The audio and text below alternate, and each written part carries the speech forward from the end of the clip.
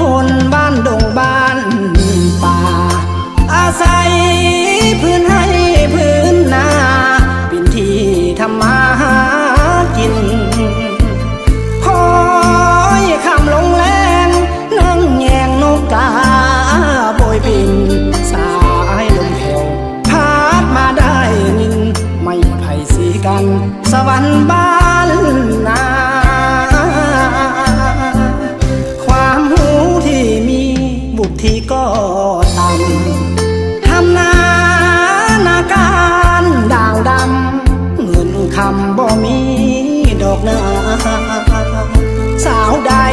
จะสนคนบ่มีปริญญาหนุ่มผ้า